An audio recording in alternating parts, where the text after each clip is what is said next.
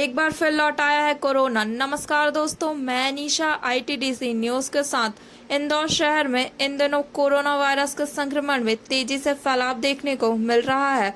सर्दी खांसी बुखार से पीड़ित लोगों की संख्या में वृद्धि हुई है।